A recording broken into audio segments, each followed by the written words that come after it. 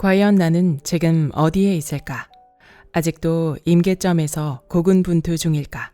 아니면 임계점 앞에서 포기하고 싶은 유혹을 느끼고 있을까? 지금 자신이 서 있는 위치에서 조금만 더 버텨보자. 곧 온도가 더 높아져 자신도 모르게 가벼운 기체가 되는 순간이 찾아올 것이다. 안녕하세요. 따뜻한 책 한 잔입니다. 오늘 여러분에게 읽어드릴 책은 베테랑의 공부, 지은이 임종영, 발행 컨택트, 발행일 2023년 5월 23일입니다. 일을 잘 해내려는 노력과 더 좋은 인간으로 발돋움하려는 과정은 결코 다르지 않다. 전설적 통역사의 업에서 삶으로 나아가는 40가지 공부의 태도. 대한민국 정부가 공식적으로 인정한 최초의 동시 통역사 임종영. 그는 1990년 CNN 걸프전 동시 통역을 시작한 이후로 엘리자베스 여왕을 비롯한 국가 왕족, 문재인 전 대통령과 트럼프, 오바마, 클린턴 전 미 대통령 등 최정상의 입과 귀로 살아온 전설적 통역사로 이름나 있습니다. 처음 통역사로 일하기 시작한 30여 년 전부터 지금까지 저자가 정상의 위치에서 자발적 워커홀릭으로 황소처럼 일할 수 있는 비결은 무엇일까요? 그 뿌리는 새벽부터 시작해 밤늦은 시간까지 계속되는 겸손한 공의 힘에 있습니다. 일을 위해 시작한 공부가 어느새 삶을 위한 공부로 연결되는 것을 경험하면서 일을 잘해내려는 노력과 더 좋은 인간으로 발돋움하려는 과정이 결코 다르지 않음을 깨달았습니다. 나아가 일을 더 잘하고 싶은 사람들이야말로 성공보다도 사랑을 주고받을 수 있는 단단한 관계가 필요하다고 강조합니다. 진심으로 일할 때 일하는 과정은 자기 연마의 시간으로 숙성되면서 인격을 이룹니다. 저자는 이 책을 통해 일과 삶 사이에서 자신이 만들어내는 작은 변화로 세상에 끌려다니지 않고 세상을 이끌어 나가는 법을 전합니다. 그럼 지금부터 본문 일부를 낭독해드리겠습니다. 그림자라도 충분히 행복합니다. 통역이 있는지도 몰랐어요. 통역사가 받는 최고의 칭찬이다. 나도 이런 칭찬을 여러 번 받았고 그때마다 기분이 좋았다. 나의 존재를 느끼지 못했다는 것은 그만큼 통역이 편안하고 자연스러웠다는 것이니 이보다 더 좋은 칭찬이 없다. 동시 통역과 달리 수행 통역은 통역 이외의 것들이 중요하다. 말투, 걸음걸이, 옷차림, 표정 등 태도에서 걸리는 것이 없어야 한다. 국가 정상, 왕족, 장관, 세계적 기업의 CEO를 수행하려면 그에 걸맞은 품격을 갖춰야 한다. 가장 중요한 것은 철저히 그림자가 되는 것이다. 나는 존재하지만 보이지 않아야 한다. 수행 대상에 밀착해 그의 귀와 입이 돼야 하지만 눈에 띄어서도 안 되고 주목을 받아서도 안 되고 되도록 사진에 찍혀서도 안 된다. 그림자, 아니 유령이 돼야 한다. 통역사들 세계에서는 이것을 invisible 해야 한다. 즉 투명 인간이 돼야 한다고 표현한다. 1999년 영국 엘리자베스 2세 여왕 부부가 방한했을 때 영국 대사관의 요청으로 여왕의 수행 통역을 맡았다. 그 이전에도 체코 대통령, 스웨덴 수상, 캐나다 총리 등 VIP 수행 통역을 한 적이 있지만 영국 여왕의 수행 통역은 무게감이 더 컸다. 1883년 한국과 영국이 수교한 이래 영국 국가 원수로서 첫 방한일 뿐만 아니라 방한 중에 여왕의 73세 생일이 예정돼 있었다. 여왕이 보통 사람들과의 친근한 만남을 많이 갖고 싶다고 하여 3박 4일 동안 매우 다이내믹한 일정이 짜여 있었다. 수많은 군중과 기자들과 경호원 사이에서 눈에 띄지 않게 그러나 소통에 지장이 없도록 통역을 해야 하니 동선이 걱정됐다. 대사관 측에서도 이 점을 가장 걱정했던 것 같다. 여왕이 언제 어디서건 품위를 잃지 않은 우아한 모습을 보여주려면 근접에서 수행하는 사람들이 질서 있게 움직여야 하고 로얄 패밀리급의 예의 범절을 갖춰야 한다. 그래서 영국 왕실 의전팀이 선발대로 여왕의 방문 일주일 전에 한국에 와서 직접 교육을 해줬다. 특히 나는 여왕의 수행 통역이기에 더욱 세밀한 교육을 받았다. 여왕을 부를 때 Your Majesty라는 호칭을 사용해야 하고 인사를 할 때 한 발을 뒤로 빼고 무릎을 굽히는 커시 인사법을 배웠다. 또 여왕을 수행할 때 절대로 여왕 앞에 서지 말고 나란히 걷지도 말고 항상 여왕보다 한 걸음 뒤에 떨어져서 걷되 뒷모습을 보이지 말라는 주의사항도 들었다. 여왕이 왼쪽 팔에 핸드백을 들기 때문에 실수로라도 핸드백을 건드리지 않으려면 오른쪽 약간 뒤에 서는 것이 가장 좋다는 말도 들었다. 이 밖에도 눈에 띄지 않는 옷을 입어야 하고 여왕보다 커 보이지 않도록 납작한 신발을 신어달라는 요청이 있었다. 여왕의 생일잔치가 안동 하회마을에서 열리기 때문에 급히 안동에 내려가 여왕의 대역과 함께 리허설까지 했다. 나중에 알고 보니 대사관 측에서 나를 통역사로 선택한 이유도 통역 이외의 이유가 컸다. 영어가 가장 중요했다면 아마도 내가 아니라 영국 상류층이 구사하는 포시 영어에 익숙한 사람을 선택했을 것이다. 영어보다도 조용한 태도, 여왕보다 크지 않은 몸집, 그리고 미국 대사관에서 근무하면서 미국 대통령을 포함해 여러 고위급 관료들을 수행한 경력 등에서 합격점을 받은 것이다. 이런 세세한 준비 덕분에 여왕이 머무른 3박 4일 동안 무리 없이 일정을 소화할 수 있었다. 여왕의 수행 통역을 잘해낸 것을 인정받아 이후 왕족 수행 통역을 많이 할 수 있었다. 룩셈부르크 헨리 왕세자, 벨기에 필립 왕세자, 요르단 압둘라 국왕, 덴마크 왕세자 등을 수행했다. 그림자로 사는 것이 때때로 서운하지 않느냐고 묻는 사람들이 있다. 똑같이 무대에 올라가지만 화려한 조명과 스포트라이트를 받는 것은 그들이고 나는 항상 어두운 구석에 서 있으니 안쓰럽게 보는 것 같다. 영어를 잘해서 TV에도 나오고 흔히 말하는 셀럽이 되는 사람도 많은데 통역사는 알아주는 이가 없으니 어찌 보면 초라해 보일 수 있다. 하지만 나는 단연코 단 한 번도 그렇게 생각한 적이 없다. 화려한 스포트라이트를 원했다면 애초에 이 직업을 선택하지 않았을 것이다. 이 일을 사랑하기에 나는 그림자로 사는 것이 정말 좋다. 또한 그림자라고 초라한 것만은 아니다. 대중에게 박수를 받고 널리 알려지는 것은 아니지만 행사를 성공적으로 치러내고 주최 측, 함께 일한 스태프들, 관계자들이 통역 덕분에 의사소통이 잘 됐다고 고마워하고 인정해 주는 것만으로도 충분한 보람이 있기 때문이다. 특히 내가 수행한 VIP가 직접 감사의 인사를 건네올 때가 가장 감개무량하다. 여왕이 그랬다. 3박 4일의 방한 일정을 마치고 여왕 부부가 대사관의 실무진들, 수행원들이 하얏트 호텔에 모여 해후의 시간을 가졌다. 굳이 통역이 필요한 자리가 아니었기에 나는 멀찍이 떨어져서 벽 근처에 있었다. 그런데 여왕이 내 이름을 부르며 나를 찾았다. 미셸, come here. 무슨 일인지 놀라 다가가자 여왕이 사진 한 장을 주면서 말했다. 이번 행사에서 통역사님이 제일 고생이 많았어요. 정말 고마웠어요. 그것은 부군과 함께 찍은 기념 사진이었다. 여왕이 직접 내 이름을 적고 친필 사인까지 한 것이었다. 세상에는 스포트라이트를 받는 화려한 직업이 많다. 하지만 그 이상으로 화려한 직업을 서포트하기 위해 그림자로 존재하는 수많은 직업이 있다. 스포트라이트를 받는 것만이 행복은 아니다. 나처럼 조명 밖에서 주어진 일을 성공적으로 해내는 것으로 희열을 느끼는 사람이 세상에는 훨씬 많다. 초라하다고 느낄 필요도 없다.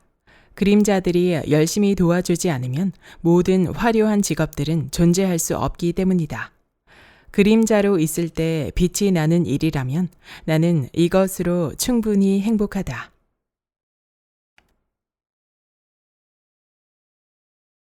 임계점을 뛰어넘어라. 내가 처음 대학원에서 통역을 가르치기 시작한 건 1997년. 내 나이 겨우 30이었다.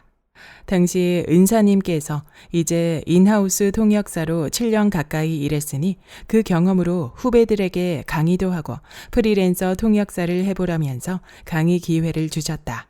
처음에는 사실 망설였지만 정부 부처와 대사관에서의 내 경험이 학생들에게 큰 도움이 될 거라는 은사님 말씀에 용기를 냈다. 한국외대 통번역대학원에서 2년간 겸임 교수로 일하면서 통번역센터 국제협력실장도 맡았다. 막상 해보니 가르치는 일이 내 적성에 잘 맞았다. 내 경험을 아낌없이 나눌 수 있어 좋았고 젊은 학생들의 에너지를 받는 것도 좋았다. 젊음이 얼마나 보석처럼 반짝이는지, 얼마나 즐겁고 아름다운 에너지인지 본인들은 잘 모를 것이다. 그렇게 4년 가까이 일하다가 둘째 출산을 앞두고 일산에서 이문동까지 만삭의 몸으로 출퇴근하는 것이 육체적으로 너무 힘들어서 그만두게 됐다. 다행히 몇 년 후 또 기회가 찾아왔다. 한 행사장에서 누군가가 내 명함을 받아갔는데 며칠 후 전화가 왔다. 통역대학원 설립을 준비하고 있다며 자문을 부탁한 것이다. 그렇게 몇 번 만나서 자문을 드리자 아예 창립 멤버로 학교에 들어와 달라는 제안을 주셨다. 이미 통역만으로 너무 바쁜 인생을 보내고 있었지만 그렇다고 가르치는 즐거움을 포기하기에는 너무 아쉬웠다. 무엇보다 학생들에게 최대한 실전 통역 기회를 많이 주는 것이 커리큘럼의 일부라는 설립자의 철학은 물론 이론이 아닌 정치 외교, 경제, IT 등 통역에 직접적으로 필요한 지식을 전문적으로 교육시킨다는 방향이 마음에 들었다. 그렇게 해서 서울 외국어대학원 대학교 통번역대학원의 교수가 됐다. 2002년부터 준비해 2003년에 개교했으니 벌써 20년이 됐다. 통역대학원은 한국 외대 아니면 이화여대로 인식이 돼 있어서 과연 신생학교에 지원하는 학생이 있을지 제대로 교육이 가능할지 의심과 걱정의 시선이 많았다. 일기 학생이 입학한 후 나는 통역이 없을 때는 매일 학교에 와서 통역 연습을 하는 학생들을 한 명씩 돌봐줬다. 다행히 첫 졸업생들부터 결코 다른 통역 대학원에 뒤처지지 않는 훌륭한 통역사들을 배출해냈다. 혹독한 훈련과 탄탄한 커리큘럼, 그리고 무수히 많은 통역 실습 기회로 소문이 난 덕분에 지금은 국제회의 통역사를 희망하는 학생들이라면 반드시 지원을 염두에 두는 통역 대학원으로 성장했다. 20년이 정말 눈 깜짝할 사이에 지나갔다고 느끼는 것은 학생들과 보낸 시간이 너무나 열정적이고 뜨거웠기 때문일 것이다. 좋은 교수진과 커리큘럼이 있다고 해서 모두 좋은 학교가 되지는 않는다. 학생들이 그만큼 열심히 해주지 않았다면 지금처럼 성장할 수 없었을 것이다. 아직도 잊을 수 없는 학생들이 있다. 특히 일기로 입학한 한 학생이 인상적이었다. 단어와 문법 실력은 괜찮은데 발음이 토종 한국인 발음이었다. 그대로는 통역사는커녕 통역대학원 졸업도 불가능해 보였다. 하는 수 없이 1학기가 끝날 무렵 그 학생을 조용히 불러서 다른 직업을 찾아보면 어떻겠냐고 조심스럽게 조언을 했다. 당사자에겐 냉정하게 들리겠지만 안 될 일에 시간을 낭비하는 것보다는 빨리 포기시키는 편이 나을 것 같았기 때문이다. 그런데 2학기가 돼 다시 만났을 때 그 학생의 발음이 완전히 달라져 있었다. 통역 부스에서 통역을 하는데 이어폰으로 들리는 목소리는 내가 아는 학생의 목소리와 똑같았지만 어설펐던 발음은 온데간데 없이 사라지고 세련된 표준 발음으로 바뀌어 있었다. 내 조언을 듣고 방학 동안 이를 악물고 발음 교정에 매달렸던 것이다. 사전에 수록된 모든 단어의 발음을 하나하나 들으면서 수백 번씩 반복하고 교정했다고 한다. 특히 단어마다 자음과 모음을 해체해서 마치 성악가가 노래를 부르기 전에 발성 연습을 하듯이 큰 소리로 길게 발음 연습을 한 것이 큰 도움이 됐다고 한다. 이 얘기를 듣고 너무 감동스러우면서도 부끄러웠다. 함부로 다른 길을 찾아보라고 조언했던 것이 너무 미안했다. 하지만 그 친구는 내가 극약 처방을 했기 때문에 더 노력할 수 있었다면서 오히려 고마워했다. 결국 이 제자는 졸업 후 믿고 맡길 수 있는 실력 있는 통역사로 성장했다. 지금 그 학생은 정말 좋은 직장에서 자신의 몫을 충분히 해내고 있다. 또 다른 일기 학생은 발음은 좋은데 영어 기초가 부족하고 한국어 어휘도 부족했다. 나는 하루도 빠짐없이 영어 연설문이나 신문 기사를 외우고 한국어 번역도 통째로 외우라고 조언했다. 영어도 영어지만 한국어의 고급 어휘를 모르면 통역이 불가능하기 때문이다. 이 학생은 정말로 1학년 초부터 2학년 졸업시험 전까지 내가 조언한 대로 실천했다. 단 하루도 빠짐없이 한국어 문장과 영어 문장을 1대1로 매칭해 하루에 몇십 개씩 외웠다. 그 결과 졸업시험에서 거의 만점에 가까운 성적으로 수석 졸업을 한 뒤 한국 최고의 대기업 중 한 곳의 통역사가 됐다. 그 후 연이어 승진해 지금은 그 기업에서 투자자들을 대상으로 기업의 재무실적 현황에 대한 정보를 제공하고 기업을 홍보하는 IR 총괄 책임자가 됐다. 피나는 노력을 하면서 흔들림 없이 공부에 매진했던 제자들도 잊을 수 없다. 2년 내내 학교 근처 고시원에서 살았던 한 학생이 떠오른다. 그 학생은 고시원이 너무 답답하다며 새벽부터 자정까지 학교에서 공부를 하곤 했다. 그런데 하루는 발목에 깁스를 하고 학교에 나타났다. 자초지종을 묻자 고시원에서 졸음을 쫓기 위해 방을 맴돌며 영어 단어를 외우다가 발을 헛디뎠다고 했다. 평소의 노력 덕분인지 그 학생도 수석으로 졸업해 부산시장의 전속 통역사로 활동했다. 지금은 프리랜서로 일하면서 우리 학교에서 겸임 교수로 강의도 한다. 놀랍게도 내가 말한 학생들 모두 순수 국내파들이다. 해외파 학생들도 열심히 노력해 좋은 결과를 냈지만 이들보다 더 노력해서 엄청나게 실력을 높이고 졸업 후 드라마틱한 성공을 보여준 것은 오히려 국내파 학생들이었다. 타고난 여건과 재능, 지능도 중요하지만 꾸준한 노력, 성실에 버금가는 힘은 결코 없다는 것을 학생들을 보면서 늘 확인한다.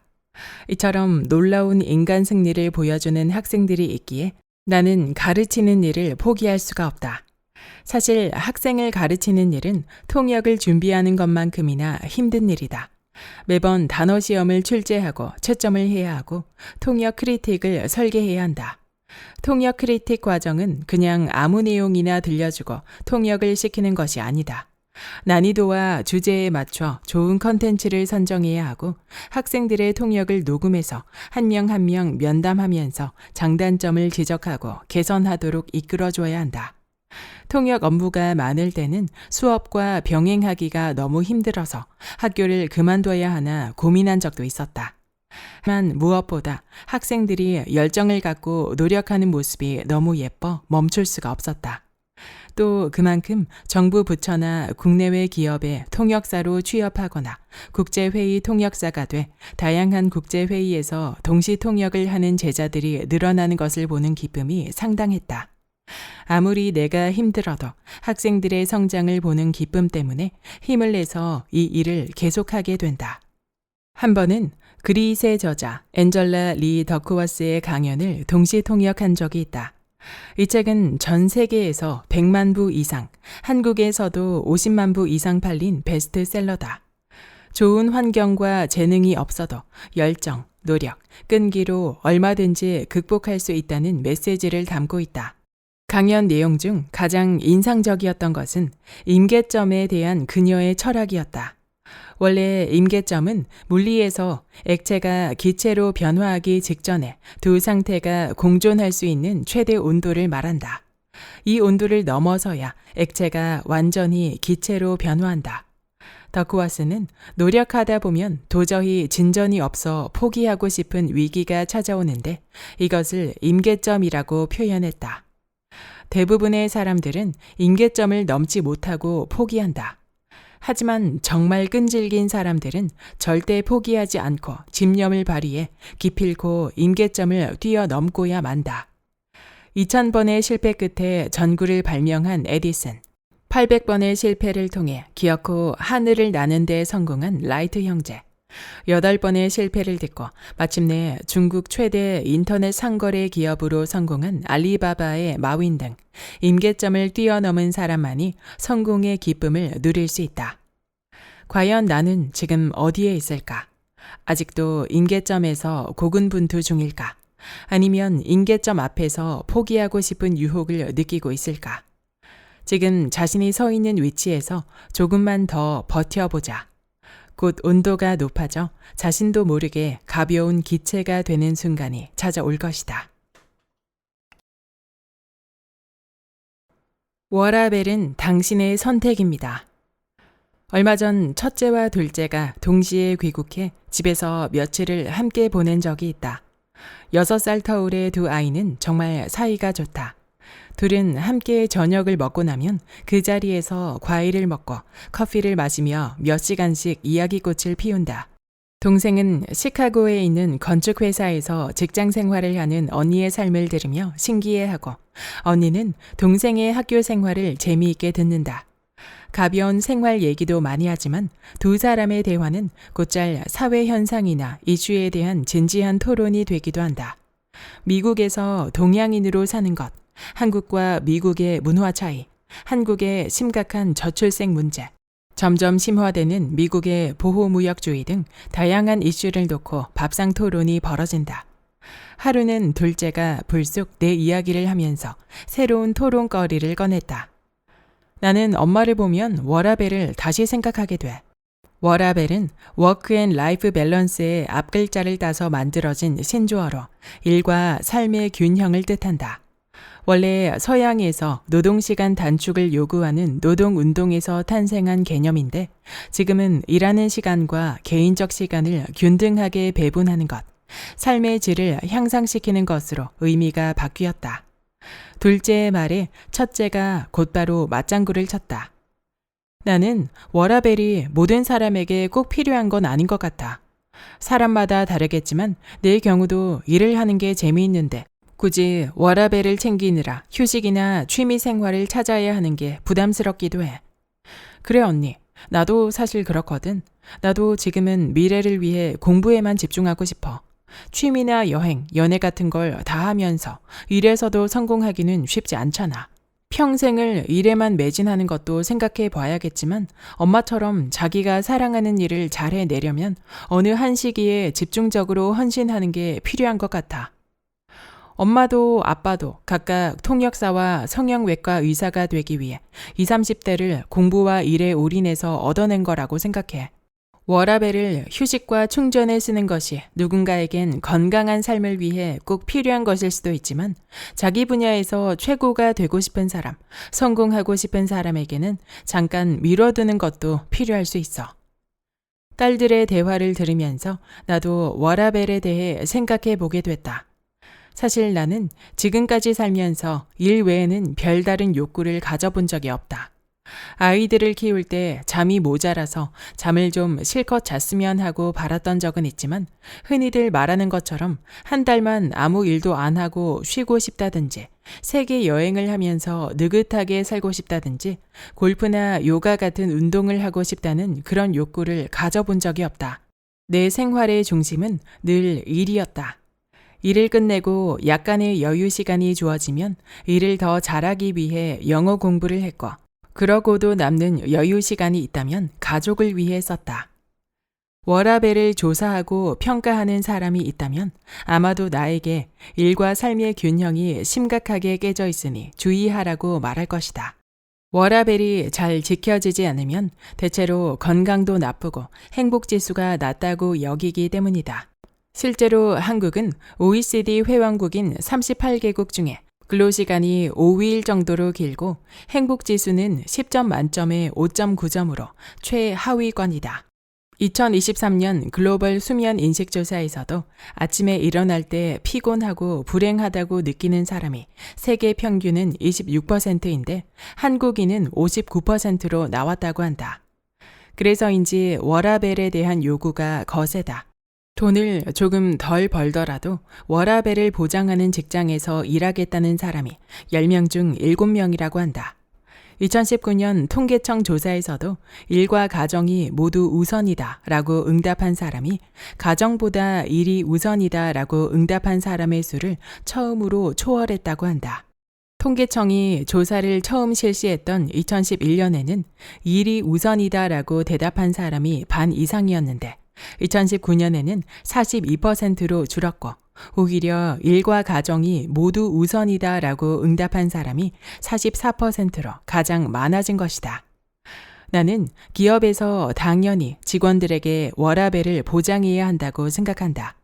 정해진 근로시간 이외에 추가 근무를 시키지 않아야 하며 피치 못해 추가 근무를 요청한다면 반드시 추가 수당을 지불해야 한다고 생각한다. 또한 정부도 기업이 근로자를 혹사시키지 않도록 노동시간을 적절하게 규제하고 잘 지켜지도록 시스템을 만들어야 한다고 생각한다. 그러나 그렇게 해서 얻은 여가를 어떻게 활용할지는 전적으로 개인의 선택이다. 정말로 나머지 시간을 가족과 함께 보내거나 휴식, 취미 생활로 보내고 싶은 사람도 있겠지만 나처럼 오히려 그 시간을 일을 위해 투자하면서 보내고 싶은 사람도 있을 수 있다. 내가 일을 더 잘하기 위해 영자 신문을 읽고 영어 소설을 오디오북으로 들으며 끊임없이 공부하는 것처럼 여가를 이용해 외국어 공부를 하고 필요한 자격증을 준비하고 더 좋은 직장으로 옮기기 위해 자기 개발을 하는 것이다. 그리고 우리는 그 결과에 대해서도 당연하게 받아들여야 한다. 휴식하고 영화 보고 여행 가는 것을 소중히 여기는 사람은 여가가 주는 삶의 기쁨을 생생하게 만끽할 것이다. 계획하고 준비한 사람들은 반드시 결과로 증명해낼 것이다. 그럴 때 자기 발전을 위해 노력한 사람을 향해 기쁘게 박수를 쳐줄 자신이 있다면 나는 휴식과 재미를 선택하는 삶은 충분히 가치롭다고 생각한다. 내가 30년이 넘게 통역을 하면서 만났던 모든 성공한 사람들은 다들 자발적 워커홀릭이었다. 그들은 남들보다 훨씬 이른 시간에 하루를 시작해서 황소처럼 일한다. 이들은 쉬는 시간에도 결코 쉬지 않는다. 복잡한 머리를 정리하고 전문가에게 조언을 구하고 더 좋은 아이디어를 찾아 헤맨다. 잠을 줄여서 더 많은 일을 해내려고 애쓴다. 그렇게 일 중심으로 살아왔기에 그 위치에 오른 것이다. 워라밸을 다 챙기며 살았다면 결코 최고의 자리에 오르지 못했을 것이다. 나는 학교에서 제자들을 통해서도 이것을 확인한다. 통역사 공부를 하면서 취미와 연애를 절대로 포기 못하는 학생들이 있고 모든 걸 다 포기하고 통역사 공부에만 올인하는 학생들이 있다. 그 결과는 불과 반년이면 충분히 확인할 수 있다. 당연히 공부에만 올인한 학생들이 단어도 표현도 훨씬 더 많이 알고 동시 통역 실력도 쑥쑥 는다. 이런 학생들이 졸업시험도 무난히 통과하고 곧바로 국제회의 통역사로 뛰어들어 활발히 일한다. 워라밸을 꼬박꼬박 챙기면서 쉬엄쉬엄 공부한 학생들은 결국 통번역 실력이 뒤처지고 졸업시험에서도 수차례 떨어지고 정식으로 국제회의 통역사로 일하지 못하고 저가 통번역 시장에 자리 잡게 되는 경우가 많다. 과정이 있으면 반드시 결과가 있기 마련이다. 나는 자신에게 꼭 성취하고자 하는 목표가 있는데도 마냥 즐기는 것을 당연하게 받아들이지 않았으면 좋겠다. 매일 저녁 6시에 칼퇴근해서 친구와 만나 영화 보고 집에 와서 잠을 충분히 자고 주말에는 캠핑을 가고 휴가 기간에 해외여행을 다녀오는 삶을 누구든 동경할 것이다. 그러나 그 이상으로 더 탁월한 능력을 발휘하고 자신의 분야에서 최고가 되는 삶을 동경한다면 워라밸을 더 배우고 능력을 키우는 데에 써야 한다. 최고에게는 취미도 휴식도 없다. 그리고 최고는 취미와 휴식으로 가득 찬 워라밸 없이도 충분히 행복하다. 일이 주는 도전, 승부욕, 성취 이런 것들이 어떤 휴식이나 취미보다도 훨씬 큰 짜릿함을 주기 때문이다.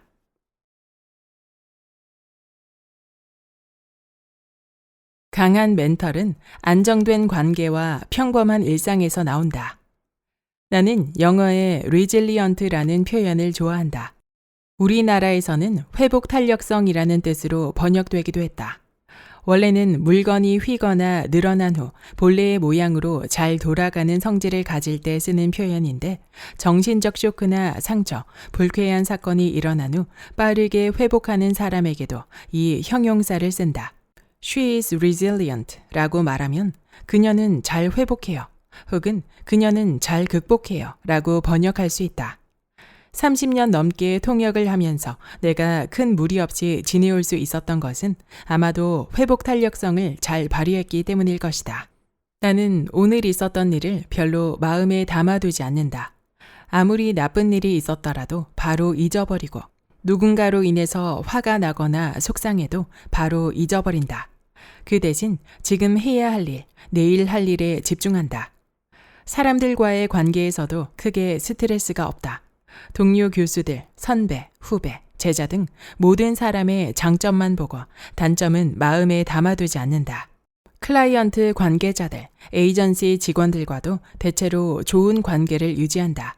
가끔 어떤 일이 발생해서 갈등이 생기기도 하는데 나는 내가 잘못한 것이면 진심으로 사과하고 되도록 양보하고 좀 손해를 보는 것으로 끝낸다. 불합리한 요구를 하는 사람에게도 그 자리에서는 그냥 사과한다. 그리고 다시 함께 일하지 않는 것으로 마무리를 짓는다. 항상 좋은 일만 기억하고 늘 감사하며 산다.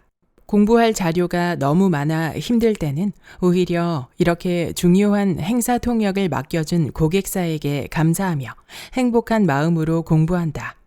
사실 기억력이 좋지 않은 것도 스트레스가 없는 이유 중 하나일 것이다. 나는 통역에 필요한 단기 기억력은 뛰어나지만 장기 기억력은 형편없다. 나를 화나게 하거나 속상하게 했던 일들도 바로 잊어버린다. 아마도 너무 많은 양의 정보를 단기간 집중해서 사용하는데 뇌를 혹사시키기 때문에 장기 기억 저장 장치가 고장이 난 것 같다. 그래서 가끔 아주 난감한 일이 벌어질 때도 있다. 나에게 무섭게 항의를 했던 클라이언트나 기획사 대표를 다른 행사장에서 우연히 만났을 때 나는 앞서 있었던 일을 깡그리 잊어버리고 반갑게 인사를 한다. 그 순간 상대방이 나에게 웃어야 할지 정색을 해야 할지 몰라서 당황하는 것이 느껴진다. 그러면 나도 그제야 기억이 떠올라 함께 당황한다. 내가 이렇게 많은 일을 하면서도 스트레스가 많지 않고 리질리언트 할 수 있는 이유는 무엇일까? 결코 내가 강한 멘털을 타고나기 때문이 아니다. 멘털이 강해서가 아니라 멘털을 지탱해주는 기반이 튼튼하기 때문이다. 늘 감사하는 마음, 좋은 관계, 그리고 평범하고 단순한 일상이 있어서다. 정말이다. 내가 이렇게 세상 풍파에 시달리면서도 스트레스는커녕 오히려 행복을 느끼며 살고 있는 것은 내 뒤에 나를 이해해주는 동료들과 든든한 가족이 있고 매일 반복하는 소중한 일상이 있기 때문이다. 세상이 두 쪽이 나도 절대로 변하지 않고 내 곁에 있어줄 사람들, 내가 끝까지 지켜야 할 것이 있다는 사실이 나를 강하게 만든다. 그래서 나는 일을 더 잘하고 싶은 마음이 들수록 내 주변, 내 가족들과의 관계가 소중하게 다가오는 것을 느낀다. 만약 이들과의 관계에 금이 가서 내 일상이 깨져버린다면 나는 결코 지금처럼 왕성하게 일할 수 없을 것이다. 그래서 나는 바쁜 와중에도 내 일상과 나를 둘러싼 사람들에게 공을 들인다. 공을 들이는데 꼭 시간이 필요한 것은 아니다. 잠깐이라도 눈을 맞추고 환히 웃어주면 된다. 상대방이 하는 얘기를 건성으로 듣지 않고 마음으로 들어주면 된다. 나는 저녁에 통역 준비로 정신이 없어도 남편이 집 비밀번호를 누르는 소리가 들리면 하던 일을 모두 멈추고 남편을 맞이하기 위해 마롱이와 함께 현관으로 나간다. 마롱이를 데리고 산책을 다녀온 남편이 집 근처에서 내가 좋아하는 커피를 사와서 공부를 하고 있는 내 책상 위에 살며시 올려주면 나는 고마움을 격하게 표현한다. 이런 것들은 불과 30초에서 1, 2분 정도면 충분하다. 하지만 부부 사이를 정감 있게 만들어주고 나의 하루를 지탱하게 만드는 어마어마한 에너지가 된다. 딸들에게도 나는 똑같이 한다. 나는 단 한 번도 딸들에게 엄마가 바쁘니까 방해하지 말라는 말을 해본 적이 없다. 어릴 적 같이 살 때는 내가 통역 준비를 할 때 아이들은 늘 내 옆에서 공부를 하거나 책을 읽었다. 아이들이 공부가 막혀서 질문을 하면 나는 꼭 대답을 해줬다. 방학 때 집에 오면 저녁을 먹고 단 10분이라도 함께 이야기를 나눴다. 내가 통역 준비를 시작하면 아이들은 내 옆에서 어렸을 때와 똑같이 책을 읽거나 공부를 시작했다. 딸들이 학교를 다닐 때 방학에 한국에 나오면 함께 책을 싸들고 카페로 자주 갔었다. 스타벅스의 커다란 테이블에 자리를 잡고 음료수와 샌드위치, 케이크 등을 사서 공부를 하면서 하루 온종일을 보냈다. 각자 자신의 일을 하지만 중간중간 지칠 때마다 서로 격려하고 응원하면서 한 공간에 함께 있는 특별한 시간을 보낸 것이다. 주변에서 일을 열심히 하면서 인간관계가 나빠지는 사람을 간혹 본다. 더 빨리 성취하려는 마음에 이기적으로 행동하고 함부로 말해 상처를 준다. 심지어 가족을 너무 당연하게 여기고 소홀하게 대한다. 그렇게 해서 더 빨리 높은 위치에 올라간다 한들 과연 행복할까? 함께 마음을 나눌 사람이 한 명도 남아있지 않다면 성공이 무슨 소용일까? 일을 더 잘하고 싶은 사람들, 성공을 꿈꾸는 사람들이 이것을 절대로 놓치지 말았으면 좋겠다. 우리에게 정말로 필요한 것은 성공보다도 사랑을 주고받을 수 있는 단단한 관계다. 그 뿌리를 튼튼하게 만들어야 일도 잘할 수 있다. 완성된 관계는 없다. 당연한 관계도 없다. 하루하루 공을 들이고 보살피며 키워나가야 한다. 바쁘더라도 그들을 위해 잠시 일을 멈추고 차를 끓이거나 눈을 맞추고 이야기를 하거나 함께 산책을 하는 시간을 가져야 한다. 그것은 일에 쏟아야 하는 시간을 빼앗기는 것이 아니라 일에 필요한 에너지를 얻는 것이다. 매일 새벽에 일어나 신문을 보는 것, 남편을 위해 아침을 차리는 것, 저녁 창거리를 걱정하는 것, 마롱이와 함께 산책하는 것, 시어머니와 친정어머니에게 안부 문자나 전화를 드리는 것, 아이들과 카톡으로 수다를 떠는 것. 이런 작은 일상들이 통역사 임종영을 지탱해주는 힘이다.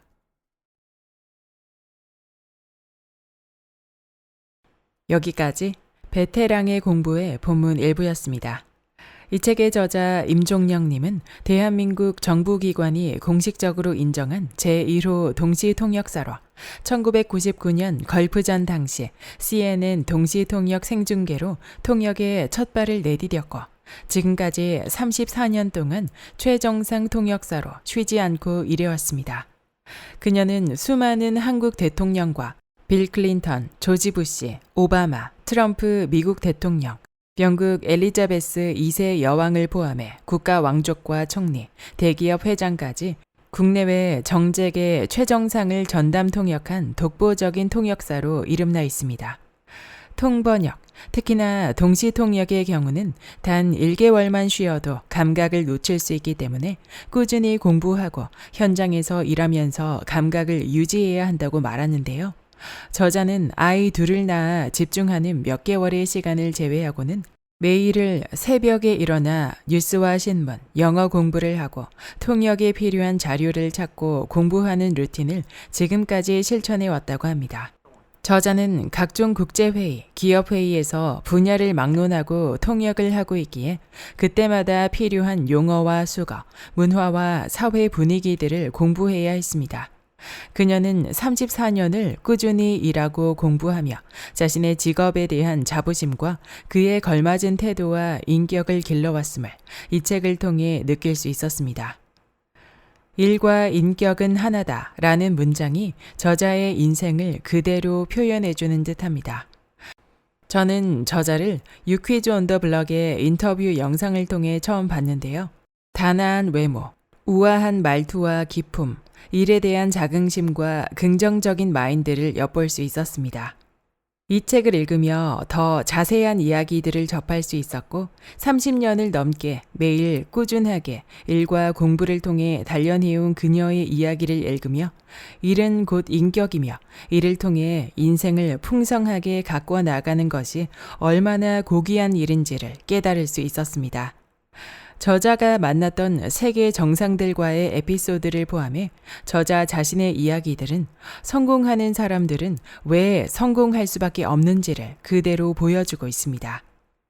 자기 연마의 끝판왕을 만날 수 있는 이 책, 여러분에게도 추천합니다. 구독과 좋아요와 댓글은 큰 힘이 됩니다. 다음 영상에서 만나요.